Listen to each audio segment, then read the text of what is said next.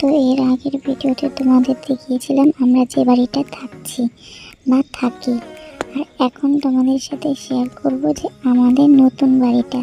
তো এইটা হচ্ছে আমার বাবা দাদার পরিশ্রমে করা বাড়ি।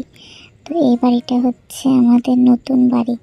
তো এখনও বাড়িটা পুরোপুরি কমপ্লিট হয়নি।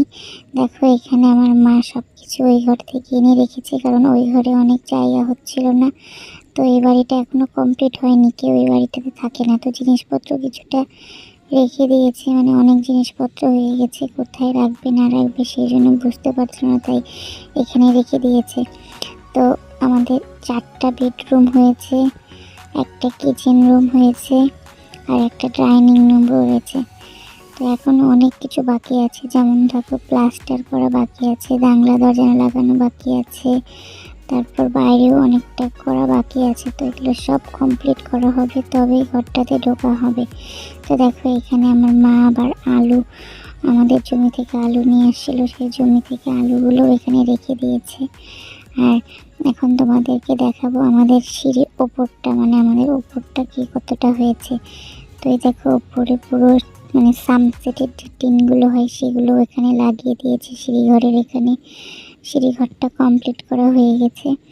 আর এইখান থেকে দেখো আমাদের মানে পুরো পাড়াটা কত সুন্দর লাগছে দেখতে। এটা হচ্ছে আমাদের পুরো পাড়া, দেখতে পাচ্ছ সবার বাড়ি টিনের বাড়ি করেছে।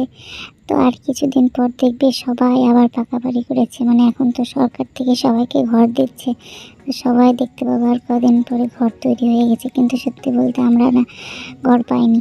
তো এটা হচ্ছে বাবা দাদাদের রক্ত জমানো, জল করে টাকা দিয়ে এই বাড়ি তৈরি হচ্ছে।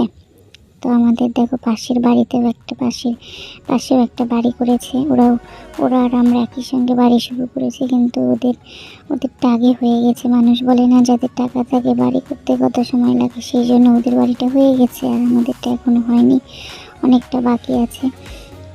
তাই দেখো আমাদের আশেপাশটা কত সুন্দর লাগছে না দেখতে, পুরোটা একদম মানে পুরো এই পাড়াটাই আমাদের পাড়া। মানে এখান থেকে দেখো কত ভালো করে দেখা যাচ্ছে আশেপাশটা। সত্যি বলতে না গ্রামে থাকার মজা আলাদা, শহরের মজা আলাদা, গ্রামের মজা আলাদা। গ্রামের বাড়িতে ওর বাড়িতে সবাই যখন ইচ্ছে তখন যেতে পারা যায়, গল্প করা যায়। আর শহরে কি বলো তো সেরকম কিছু মানে ইচ্ছেও করে না যেতে ওর বাড়িতে সব সময়। আর গ্রামের বাড়িতে সবাই মিলে বসে গল্প করা যায় যখন তখন, ওর বাড়িতে এসে কত কি মজা হয়। আর শহরে সেরকম কিছুই নাই। দেখো গ্রামের আবহাওয়াটাও কত ভালো, সবুজ গাছপালায় ঘেরা। আর আমাদের বাড়িটা কেমন লাগলো তোমরা কমেন্টে অবশ্যই